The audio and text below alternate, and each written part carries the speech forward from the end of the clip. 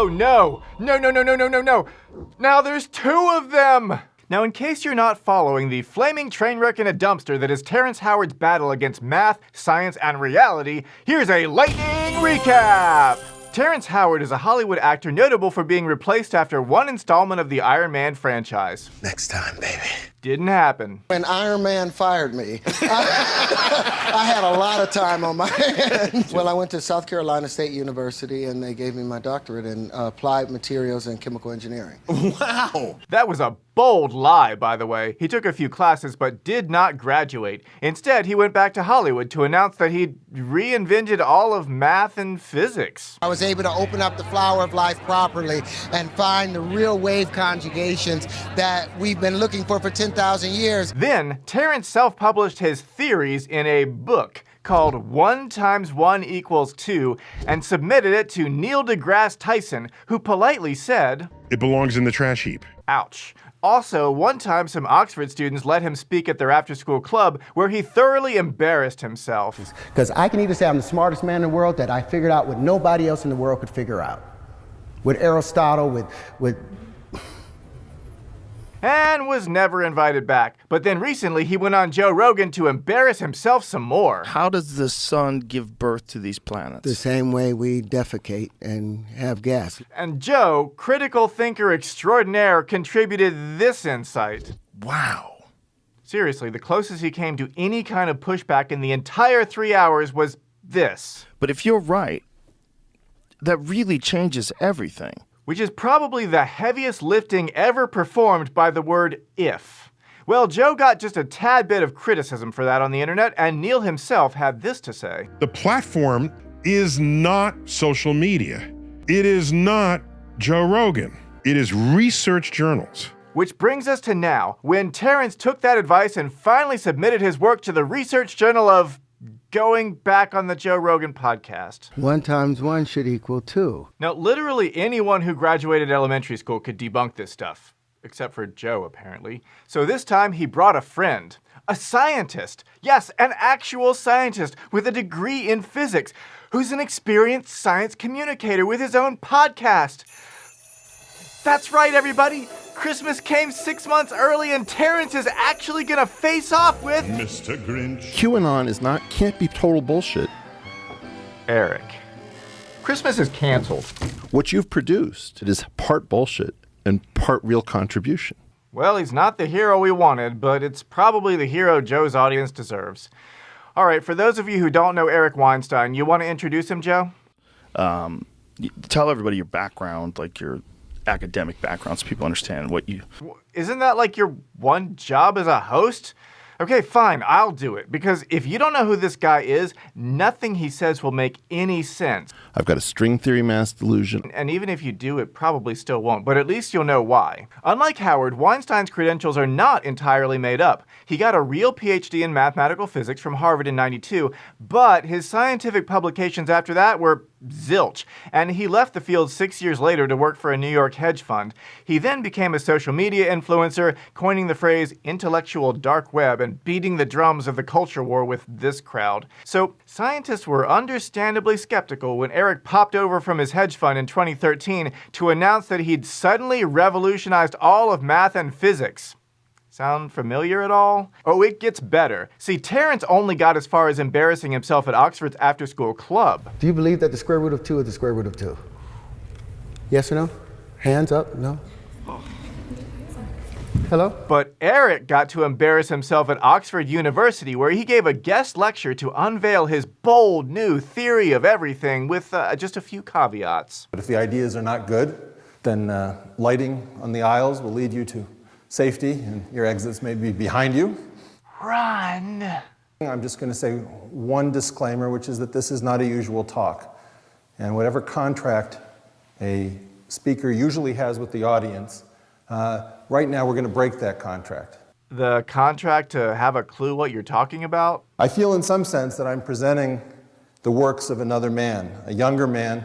Okay, now this man is watching that man refer to himself in the third person. Someone who came of age right in the middle of the great string theory boom. So in some sense, I've been able to polish some of that young man's work, but I'm also struggling to reconstruct it because he knew a lot of things that I no longer know. Right. He used to have a theory of everything, but kind of forgot. It was a while ago, and he misplaced his notes. While it may appear that that is not a particularly smart thing to do, But he's pretty sure it had something to do with Einstein and God. if that were to be the case, we might say that this is what Einstein meant by a creator. So also like Terrence, Eric had the privilege of not being invited back. If he wanted to be taken seriously, he'd have to first remember his idea and then submit a real paper. But he was too busy being intellectual and dark in the web. Until 2020, on April 1st, yes, really, on that day, he submitted his paper to the research journal of the Joe Rogan podcast. I had this theory, which I can now talk about for the first time in like 37 years. But why? Why did you keep this to yourself? Because I don't trust these people. Although it seemed like he mostly wanted to talk about his grievances against real scientists. It's an entire system that believes in peer review, it believes in forced citations. Yeah, that system that uses peer review and citations, that's very unfair. They shouldn't hold you to those standards. Joe doesn't. Why can't scientists be more like Joe? Give me the layman's version of the theory. All right? Yeah. First time ever. Yeah. Except it's not. This new paper is basically the same as his Oxford lecture from 7 years before, but with even more caveats. Beginning with, the author is not a physicist, but is an entertainer and podcast host. This is a work of entertainment. Do we even need to keep going? That kind of gave the whole game away. Well, as a work of entertainment, I think Terrence's book was better. See, Eric just writes about linking physics with theology, but Terrence illustrates it. See, there's his new math that he pasted onto some Jehovah's Witness propaganda. That's how you shoehorn science into your religion. And while Eric's book admits that his theory started off as a joke, Terrence's book never stopped being a joke. 2 points for Terrence. Also, Eric's tone is more aggrieved than entertaining. Like, these 5 solid paragraphs about how he doesn't know how to use LaTeX software, so shouldn't be expected to format his equations properly, and he doesn't have any scientist friends to help him, and he can't remember his own theory, and he can't find his old notes. So this paper is full of inaccuracies and discrepancies, and if you think that's unprofessional, then you're unprofessional, because Eric is not a professional. So just take your professional assumptions elsewhere. This man can't possibly be appreciated by the world of academic research. He stands apart proudly, intentionally, and without apology. So the paper concludes with an apology that Eric thinks his new theory of geometric unity could revolutionize the standard theory if he could only recall his magic equation, but at this point he can't even remember the standard theory. So just like and subscribe, and he'll let you know if he's ever able to recall. That was painful. I don't know how many brain cells just died, but in lieu of flowers, please send a like and subscribe to this channel instead. Better yet, click the link over to my Patreon where you can get exclusive behind-the-scenes content, insider discussion, and by becoming a member, your name will be in the credits of every future video I make, which I hope to God will never be about Terrence Howard again, because as you're about to see, he's getting the smackdown of his life. Here's just a sneak peek. Am I wrong? Yeah, you're wrong. You need your ass kicked. Yes, even the Grinch might have brought you a little something. But as you probably also spotted, he and Eric have a lot in common. They both think they've revolutionized physics with new geometry, and they're both bitter about being rejected by mainstream science. So they get to bond over that. I did. I went to Oxford. I know. That's a lie. I went up to Oxford 8 years ago. No, you went and spoke at an after-school club near Oxford. They didn't want to take me seriously. When I said the 1 times 1, Yeah, because of that, and also this, what's a dollar times a dollar? and this, 1 pound squared is 2, isn't it? and this. Dewey Decimal System as a whole. The Dewey Decimal System as a whole. Yeah, remember that time he kept saying the Dewey Decimal System, and everyone there was either too polite or too embarrassed to tell him that he was mixing up a number system with a library catalog? Challenged the Dewey Decimal System and said that it was wrong. Well, he's had plenty of time to learn from his mistakes, so... Hey, the Dewey Decimal System that's the Problem that Dewey people- Decimal System. 8 years later, and he's still doing it. That's the problem Dewey with Decimal. No, the problem comes up with the Dewey Decimal System. Why $1 times $1? 8 years! 8 years! This is why, Terrence. This is why I need a drink. We have whiskey. Oh, I would love one. That's what we need. Yeah, at minimum. We need whiskey. Let's Yes. get some whiskey and some ice. Thanks, Jamie. Just leave the bottle, okay? Cheers. Cheers, Yeah, gentlemen. cheers. Cheers. Yeah, I'm going to need this more than you guys because Terrence's last podcast was 3 hours long, and this one by Terrence math is 3 times 1. Yes, a 4-hour podcast. 4 hours.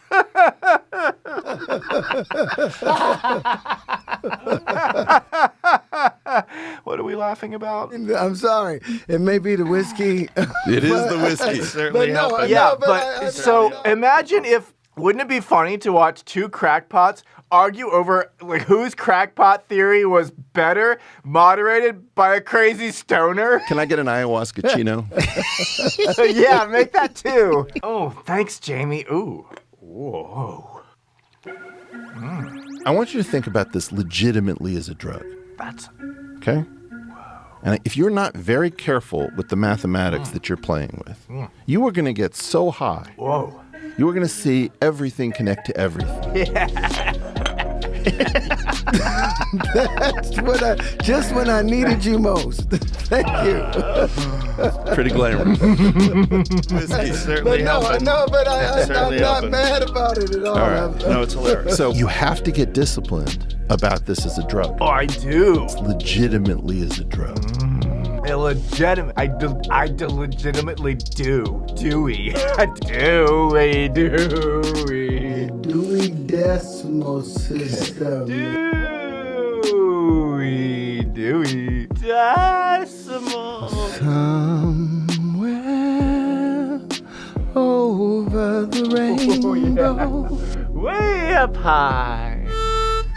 Whee. I feel like I'm in a boxcar. I want off the train. Can the room stop for a conductor? I feel like I'm on the launching pad where the UFO lands on Close Encounters.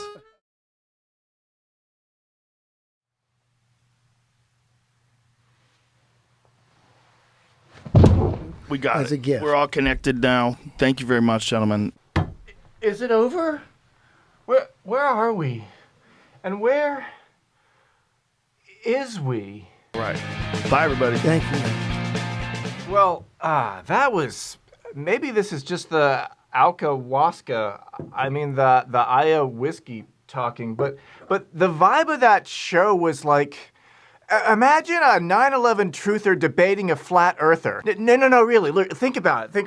The truther would be like, you actually have some good points. Yeah, well, thank you. I'm on board with everything you said about a cover-up and a secret agenda, and we know the government's lying. Yeah. But then he'd be like, but when you say the earth is flat, yeah, that's just freaking stupid. Oh. What you've produced is part bullshit and part real contribution. You have points, and by going over them and saying the super dramatic thing, you are in fact causing people who don't trust Tony Fauci, because Tony Fauci shouldn't be trusted, to say maybe I can't trust mathematics. Now, I have a lot of competitors, enemies, people I really don't like. And the enemy of his enemies could be an ally. So Eric works hard to try to find common ground with Terrence. So the first thing I thought we would do is I would try to recapitulate what I understand of Terrence's sort of grand arc and see whether or not I can steelman it. He wants to understand Terrence's view of the world. I can't critique a man if I haven't built a model of what he's actually saying in my own mind. Yeah, and that's the problem. Eric's model of Terrence is basically, here's another guy like me fighting against big science. But no model is going to be complete without Terrence's religious background. Remember how he put Jehovah's Witness symbols in his book and talked about them in his interviews? And don't forget that time he made a whole documentary about how their religious extremism is actually not crazy at all. Now, they've probably knocked on your door with a Bible message. And in fighting for the right to do that, They have won rights for all of us to live the way we want to. So I'll predict that with such an incomplete model, Eric is not going to get very far. So he starts with addition. Do you have a problem with the way we do addition? I don't have an issue. I don't have an issue with multiplication either. And then it falls apart. Well, then 1 times 1 is what? 1 times 1 should equal 2. And also veers wildly off topic thanks to stellar moderation. I'd like to get back to What is that area? You just can't talk. Stop trying to control everything, you freak. He's got a plan. Man plans, Joe laughs. What was the inspiration for diving into this? Like, what revelation did you have? They're going to call me crazy again. No.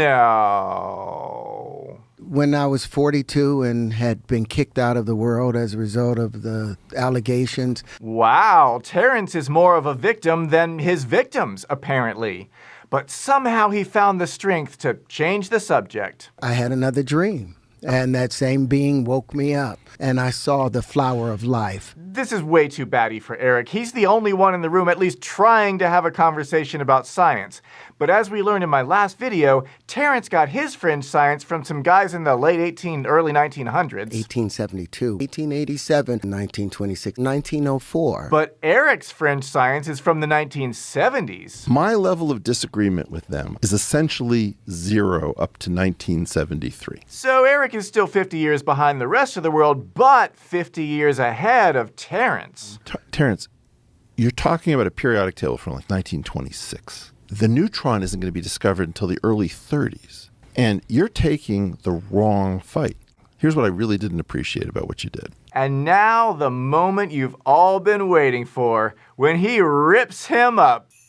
Merry Christmas. There's no curvature that's allowed in Cartesian space. That's wrong. Really? Yeah. When you say supersymmetry, I don't know that you know what a supersymmetry is. Am I wrong? Yeah, you're wrong. Super cool stuff, and then suddenly turns into horseshit. You say the dumbest stuff. People treat you like you're nuts. You got to be worried because that's like the confidence in con man. You are freely associated between things that remind you of other things. And each time you do that, I want to slap you and say, don't do that. It's not going to go well.